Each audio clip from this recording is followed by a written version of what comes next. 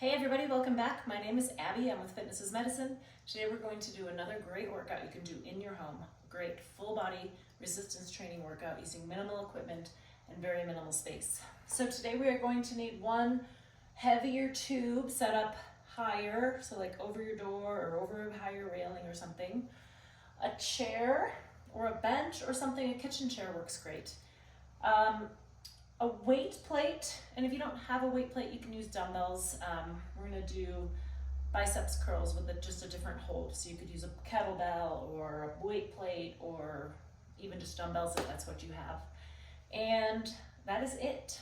So remember to come into these workouts warmed up and ready to move. 5 to 10 minutes of a cardio workout just to get your heart rate up, your muscles and joints warmed up and ready for movement, and your mindset ready for movement. Okay, we're going to start with a lat pull down today. So I have my heavier band set up higher in my doorway. If you do have a banister that's higher that you can wrap a band around, that's great. And then you can either sit on a ball, you can kneel, you can sit in a chair. Different ways to do that lat pull down. I don't have any of that, but I'm going to sit on the floor and pull down. So that is the goal, is you want to be pulling down. So keep your shoulders down away from your ears. And pull straight down to your armpits, thinking about driving your elbows towards the ground, squeezing those shoulder blades down and back as you pull. We're working those large muscles in your back. 6, tummy nice and tall, tight, sitting nice and tall. 8, nice and slowly both directions. I'm gonna do one more for good measure. And rest. Okay. Now we're going to do sit-to stands in a chair. And what I want you to think about is a one leg focus. So you're obviously going to stand up with both legs. But if you were not able to do that and you had to stand up with one leg, that's what I want you to think about. So if you can either do a one leg sit to stand, or keep your feet just like you would to stand up and think about, okay, I'm going to focus on just using my right leg for this one. And then also sitting back down, really thinking about using one leg, and then switch. So now I'm going to do my other one.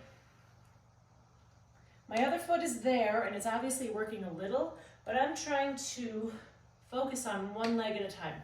It gives it a lot more strengthening, and then slowly sit down using just that one leg if you can. Switch.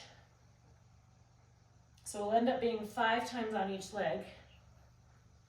And if that is that's not happening, it's not possible, just do your normal sit to stands. But I'm going to alternate which side I'm really focusing on. And you can't really tell by watching me unless I were to really take this leg out and just stand up, which you can also do if you're able.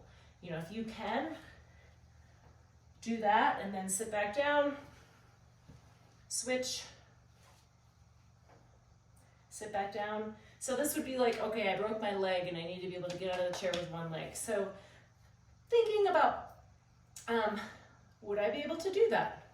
You know, so right now I'm gonna do my left again. Not that anyone is planning on having an injury where we need to do something like that, but it's good to really focus on one side at a time. I like to do single side, lunges are single sided. You can do one arm bicep curls or alternating, kind of making the one side work independently can be quite challenging. All right, I'm gonna do one more. And rest.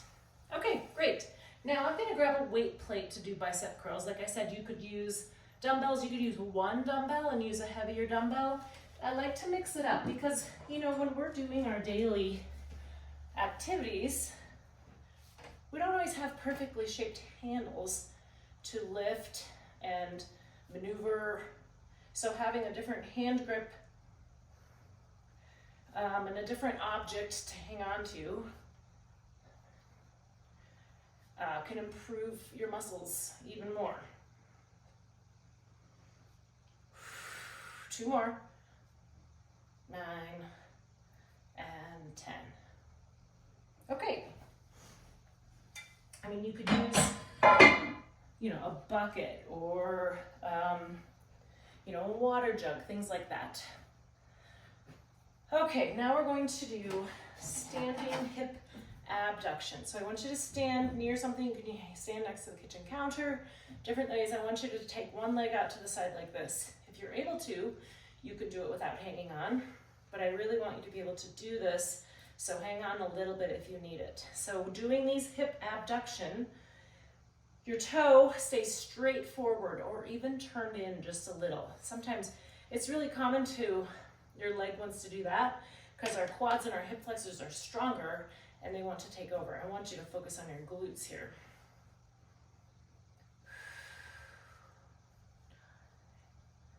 Ten. All right, switch sides. Remember, nice and tall. Standing up tall in that standing hip. The standing hip is also working hard, stabilizing. So if you find that you can't stand on one hip without this kind of thing happening, it's really hard to lift that side. So think about if you kind of fall into that hip, think about pushing that up, staying level, staying strong.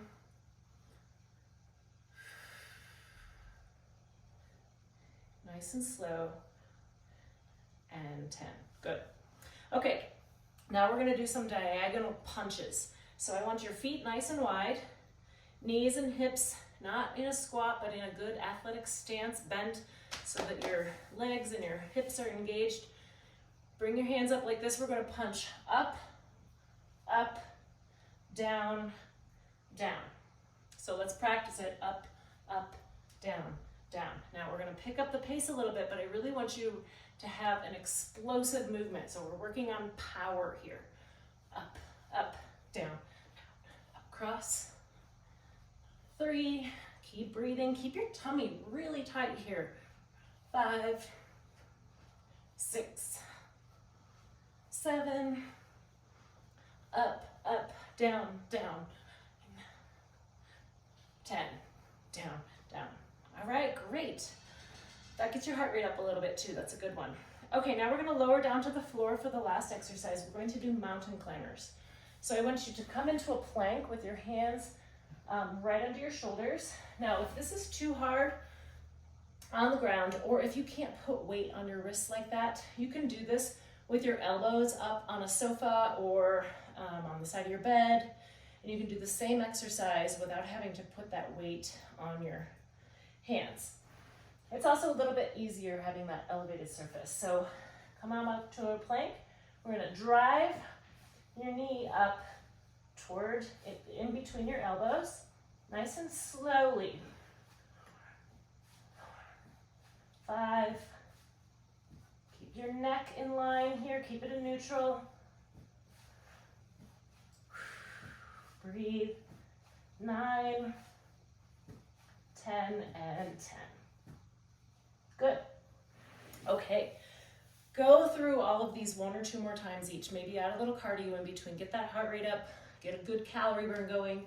Keep that full body burn going. Afterwards, follow with a good stretch and a cool down.